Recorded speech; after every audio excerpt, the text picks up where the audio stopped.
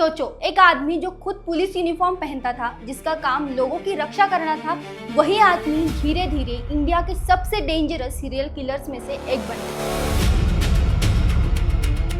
एक ऐसा क्रिमिनल जिसके नाम से कर्नाटक, महाराष्ट्र और गुजरात के कई शहरों में डर का माहौल बन गया था।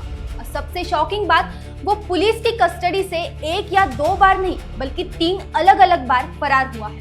ये कहानी है उमेश रेड्डी की, एक ऐसा शिकारी जो दिन के उजाले में अपने शिकार चुनता था और जिसके क्राइम्स ने पूरे देश को हिलाकर रख दिया था।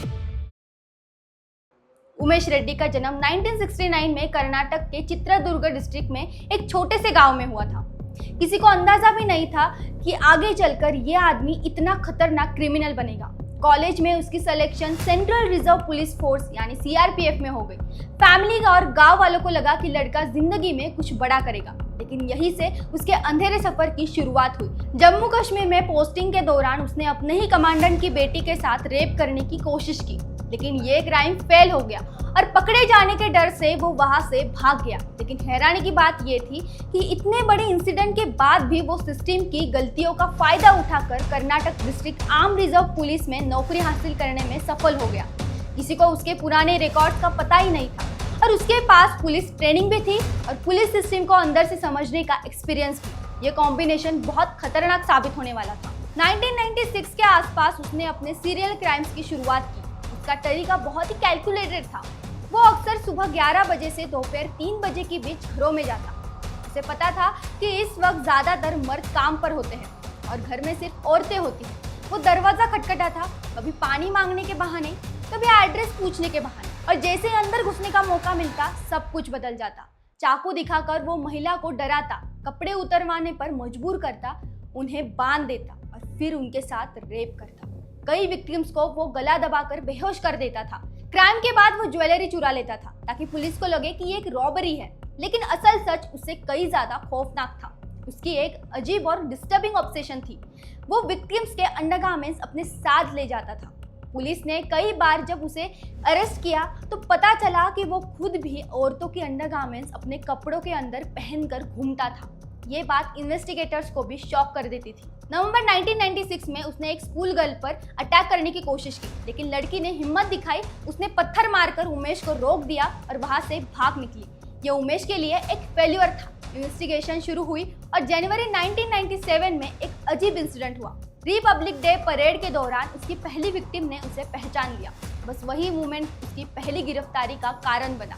उसे अरेस्ट कर लिया गया और पुलिस सर्विस से निकाल दिया गया। लेकिन कहानी यही खत्म नहीं हुई। असल नाइटमेयर तो अब शुरू होने वाला था। मार्च 1997 में जब पुलिस उसे जेल ट्रांसफर कर रही थी, उमेश रेड्डी कस्टडी से फरार हो गया। सोचिए, एक डेंजरस क्रिमिनल पुलिस के आंखों के सामने से भाग गया और भागने के बाद उसने फिर से अपना खूनी सिलसिला शुरू कर दिया। बेंगलुरु में एक इनकम टैक्स ऑफिसर की पत्नी का मर्डर, अहमदाबाद में एक लड़की की हत्या, वडोदरा में 2 और मर्डर्स और कर्नाटक के कुनिगल गांव में एक विधवा का मर्डर।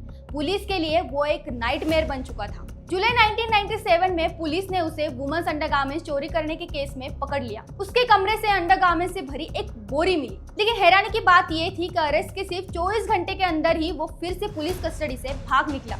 2 पुलिस कर्मचारी सस्पेंड हुए, लुकआउट नोटिस जारी हुआ, लेकिन उमेश फिर गायब हो चुका था। 1998 में उसने अपने सबसे डेंजरस क्राइम्स में से एक को अंजाम दिया। विक्टिम थी 37 इयर्स की विधवा जयश्री।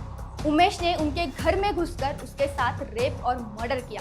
क्राइम के बाद जब जयश्री का 8 साल का बच्चा स्कूल से लौटा, उसने अपनी मां को बंधा हुआ देखा और उमेश ने उस मासूम बच्चे से झूठ बोला कि उसकी मां पर कोई बुरी आत्मा का साया है। वो डॉक्टर लाने के बहाना बनाकर वहां से निकल गया। सोचिए उस बच्चे पर क्या बीती होगी।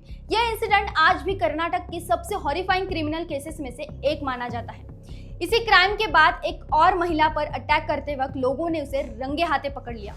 वो पहली मंजिल से कूदकर भागने की कोशिश कर रहा था, लेकिन पैर में चोट लग गई और पड़ोसियों ने उसे पकड़ लिया और पुलिस के हवाले कर दिया। लग रहा था कि अब सब खत्म हो जाएगा, लेकिन नहीं। 1999 में वो फिर पुलिस कस्टडी से भाग गया और 2002 में एक बार फिर। इस बार तो उसने पुलिस वालों को खाना और शराब खिलाकर उनका भरोसा जीत लिया। बस एक ढाबे पर रुकी, उसने कहा कि मुझे बाथरूम जाना है। पुलिस ने हथकड़ी खोल दी और वो खेतों में भाग गया। एक बार फिर आजाद हो गया। अगले कुछ हफ्तों में उसने कर्नाटक और महाराष्ट्र में और क्राइम्स किए। पुणे में वेटर की नौकरी भी की, चोरी भी की और पुलिस से बचने की कोशिश करता रहा, लेकिन उसकी किस्मत ज्यादा देर तक साथ नहीं देने वाली थी। 17 मई 2002 बेंगलुरु, एक ऑटो ड्राइवर ने न्यूज़पेपर में छपी फोटो से उमेश को पहचान लिया। उसने पुलिस को इन्फॉर्म किया और चुपचाप उसका पीछा करता रहा।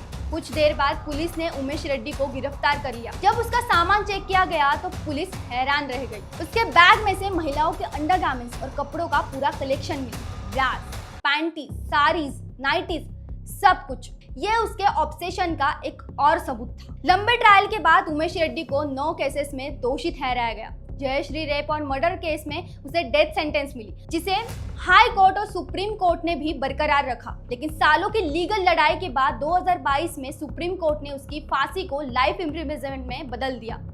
अब उसे कम से कम 30 साल जेल में रहना होगा।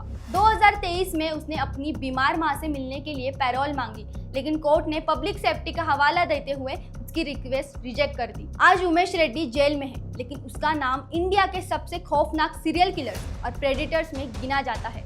आज भी ये सवाल बाकी है कि क्या उसके सभी क्राइम्स कभी सामने आ पाए। इसके बारे में आपको क्या लगता है, कमेंट में जरूर बताएं।